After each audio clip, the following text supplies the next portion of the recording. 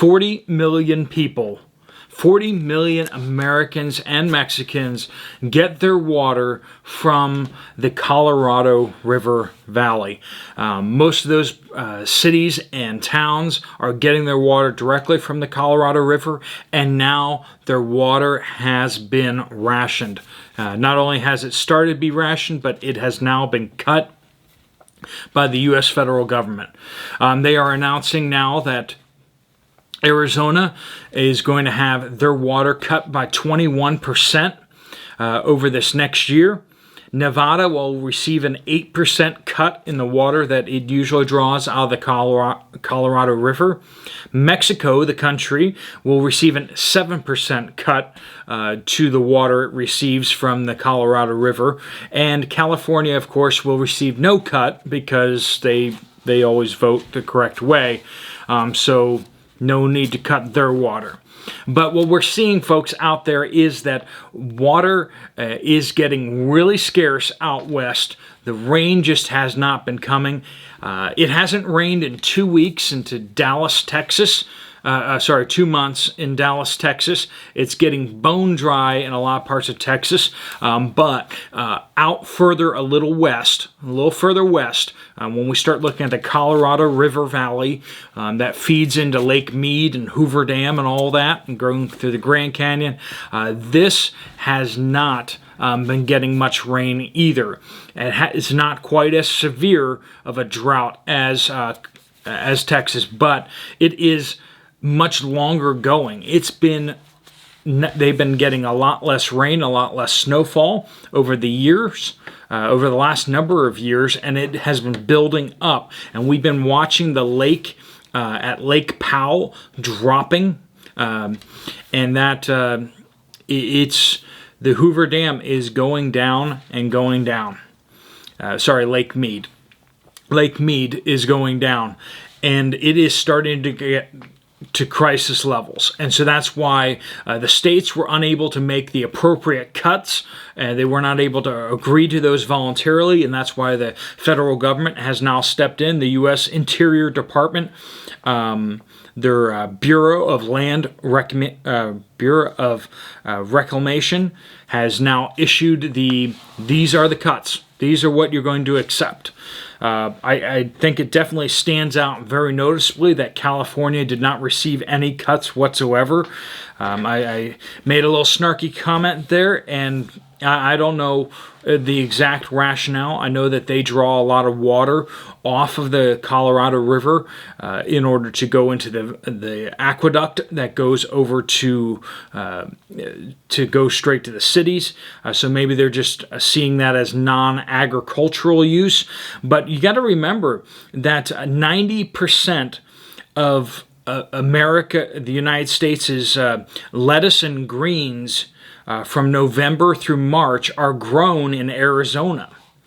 So if you want to have salads from November onwards this winter, you had better hope that Arizona gets enough water to water and irrigate those croplands, those fields.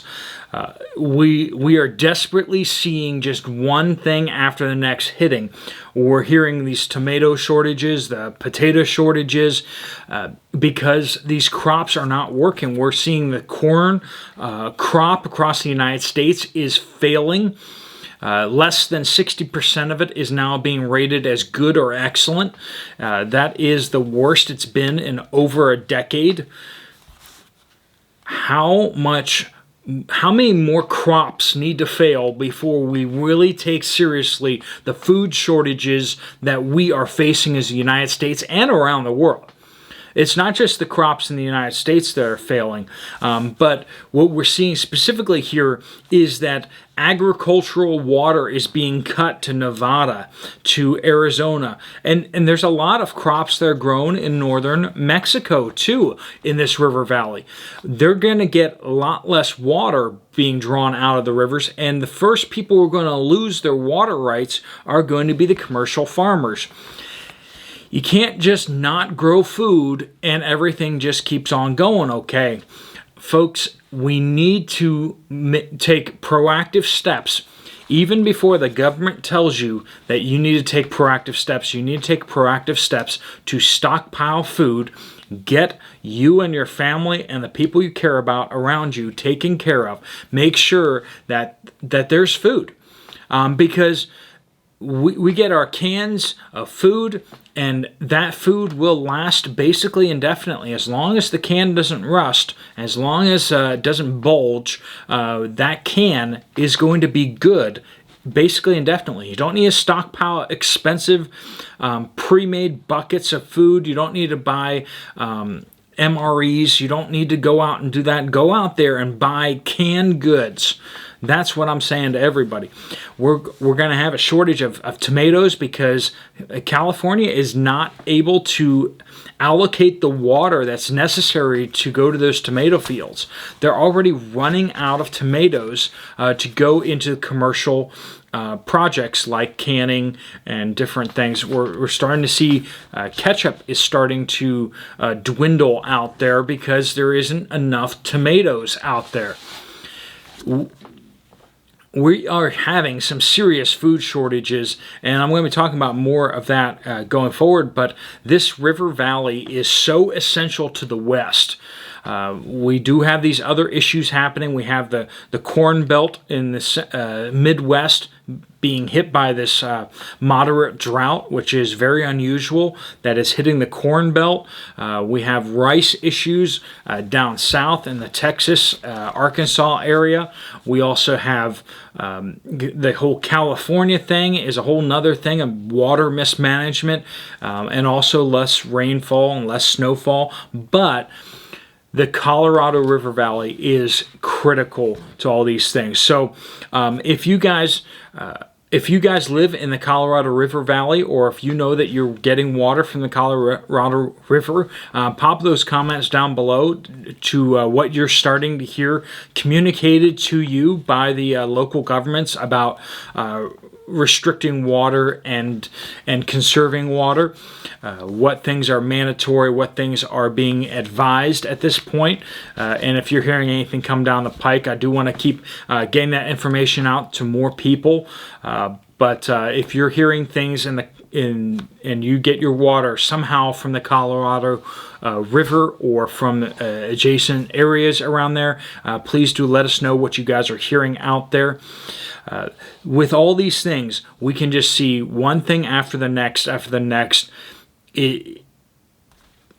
Things are changing out there. We're seeing governments making some really poor decisions, but we're also seeing things changing in the weather. And I know that's a conversation that's happening in the background with some of these channels and some of these things. I definitely think that looking into what's happening with solar activity is definitely something that people should be looking at. That has been discussed by NASA and others. Things are changing with the jet stream. And it's raining more in areas where, like in eastern Kentucky, it's just raining and raining and raining and raining. It won't stop raining. Here in western Pennsylvania, we're still getting a lot of rain as well. And it's August. It's not supposed to get this wet. It's raining more in certain areas where it doesn't usually rain that much. And we're also seeing that it's raining less and less in areas where it used to rain a lot more. These shifts are going to dramatically impact how we grow our food, where our cities are. People may turn into water refugees. If these areas do not get water, people will have to move from the new dry areas and move to where there is a lot more water. And that's going to be putting a whole big strain on the system. How do you move a farm? That's not something you can do easily. You can't just pick up and move a farm. You can't put down all new pipelines, irrigation systems into a new area very easily. So when we see a major farming area going offline because there's just not enough water, this is going to have tremendous impacts. And we're looking at early next year to mid next year where we're going to possibly start seeing the Hoover Dam come offline on power generation. And that is going to be have dramatic effects out there, out in the West. A tremendous amount of electricity comes off that dam. And then also we're having a lot of other hydroelectric dams that are already starting to pop off in California because they're running low on water.